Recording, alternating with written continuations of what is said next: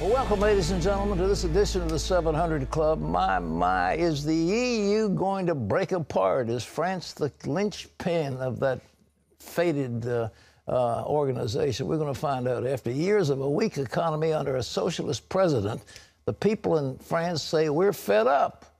And so none of the mainstream candidates made it to the final cut. They voted for two candidates who have very different visions for the future of their country.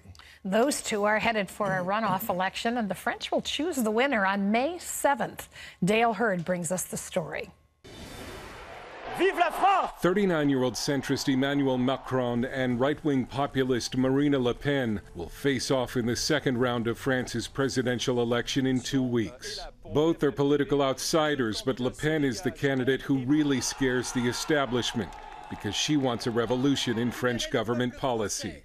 A first-round victory doesn't necessarily mean final victory for Le Pen, but final victory would send shockwaves across Europe and around the world.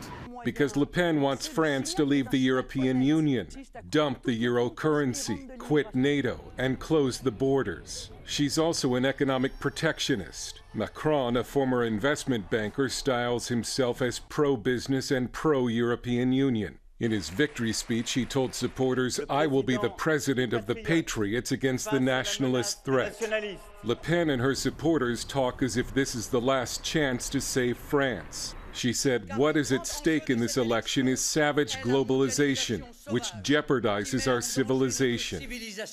The French political establishment immediately urged voters to block Le Pen in the runoff, saying her policies would spell disaster for France.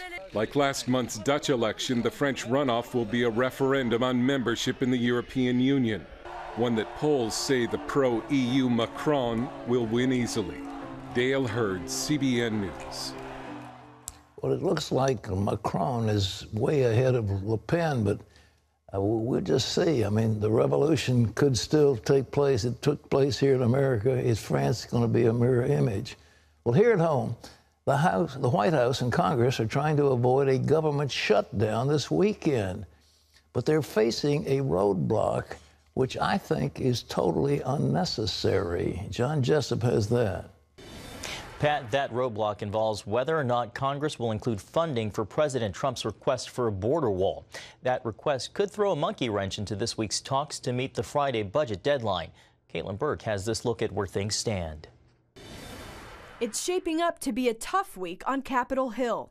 The deadline to avoid government shutdown is Friday night. President Trump wants funding for the border wall between the U.S. and Mexico to be included in a spending measure that would keep the government open. That's prompted a possible standoff between the Trump administration and lawmakers from both parties, particularly Democrats, who oppose the wall.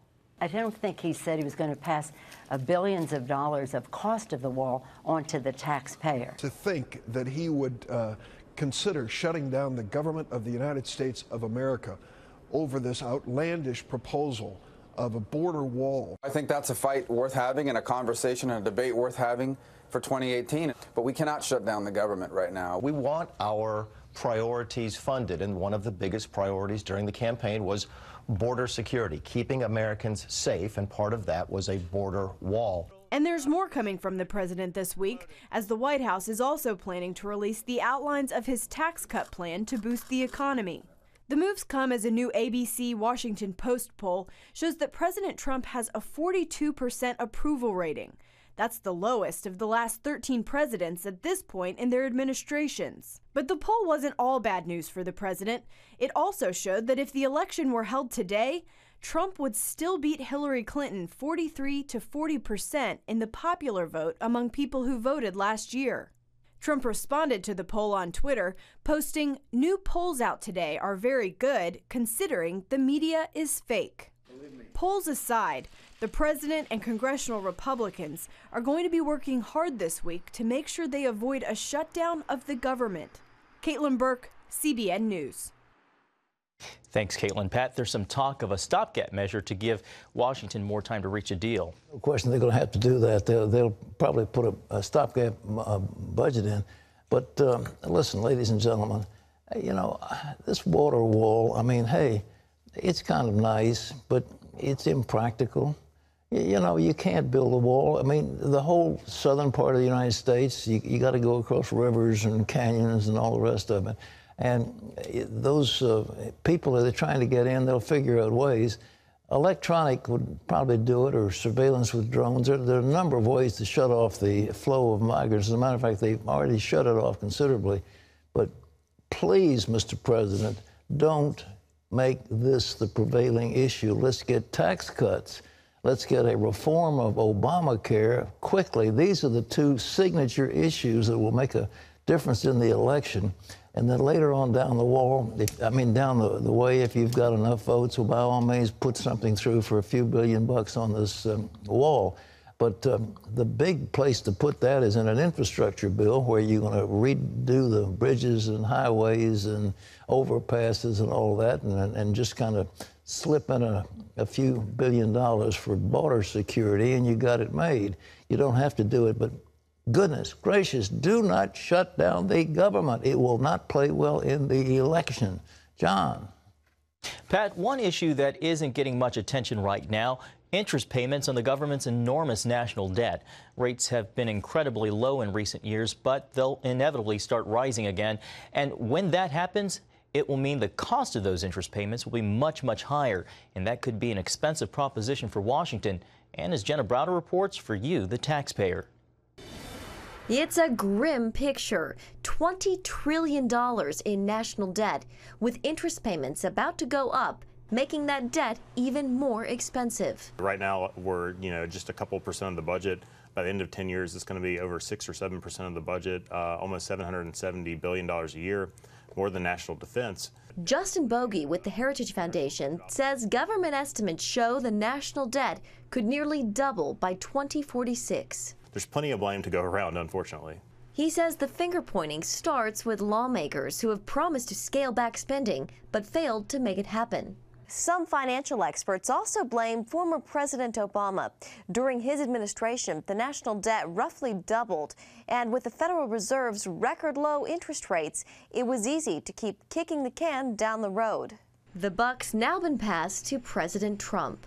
If we don't do anything, it's just going to keep getting worse. Bogey says the time to cut spending and start dealing with this exploding debt is now. At some point, something's got to give, and the options are really to either cut programs in a big way or to increase taxes in a big way. So the longer that we put off changes, the longer that we delay entitlement reform and spending reforms and all of these things, then the higher the likelihood that there will be a tax increase. He doesn't think raising taxes is the answer, but if Washington fails to change the way it spends, it could happen. And given the turmoil around the world. So when you have issues surfacing in Syria, North Korea, other parts of the world, then that's a major problem and a big concern should be for all Americans. There are too many other big fish to fry for the United States to be swimming in its own debt. In Washington, Jenna Browder, CBN News. Pat, as Jenna just said, we have a lot of other big fish to fry. The last president said deficits really don't matter. You think they don't? Debt doesn't matter? Well, we kind of owe it to ourselves. Yeah, sure. $20 trillion, and people have been warning about this. There was a very excellent proposal. A group was put together by Obama that featured two brilliant lawmakers, one actually a senator and the other an economist and former educator. And they gave a proposal that would have brought this whole thing down and had a soft landing over a few years. It would have been brilliant. They just ignored it. And Congress has spent as if there's no tomorrow. It doesn't matter. And, well, this group needs money and that group needs money, and we need to fund this and we need to fund the other. And there's so much waste and obscene cutouts in the federal budget, it makes you sick at your stomach. And nobody's called a halt. Well, the time is going to come that the world markets are going to call a halt. The American currency is going to lose its status as a reserve currency of the world. And all of a sudden, we are going to be treated like a third world country. And the pain is going to be extraordinary. What we just showed you, the interest on that monstrous $20 trillion will be in excess of the total spending on defense in the United States. And it means discretionary programs will be thrown out the window automatically. And you just wonder, all these people, they make these speeches about, well, we can't do this on the backs of the poor and all that stuff. We've got to get our house in order. If we love the poor, we don't go bankrupt. You don't help the poor people if you bankrupt your country. So, but so far, there's not been any voice of reason. But as I say, that Simpson-Bowles proposal was so excellent, totally ignored. Well, maybe our grandchildren will live to say, I've got 10 great-grandchildren now, 10. They will have to pay the price for what the profligacy of this particular generation. We're not loading it on the backs of the poor. We're loading it on the backs of our grandchildren and great-grandchildren. John? Pat, Chinese President Xi Jinping called for restraint in dealing with North Korea during a phone call with President Trump this morning, according to Chinese state media. Xi told Trump that China strongly opposed North Korea's nuclear weapons program, and he said he hoped that, quote, all parties will exercise restraint and avoid aggravating the situation on the Korean peninsula. His phone call came after rumors that Pyongyang could hold a 6th nuclear test this week, and after North Korea detained another American. 58-year-old Professor Tony Kim taught accounting at Pyongyang University of Science and Technology for about a month. Officials detained him Saturday as he and his wife were trying to leave on a flight to China. The regime is already holding at least 2 other Americans. North Korea also announced this week that they are, quote, ready to sink the USS Vinson aircraft carrier, which, Pat, will arrive in the region within the next few days. You know, you ask yourself, all parties must exercise restraint. Don't aggravate the situation any further. The United States didn't aggravate anything. All we're trying to do is to keep that madman from blowing us up. And so we must exercise restraint, please.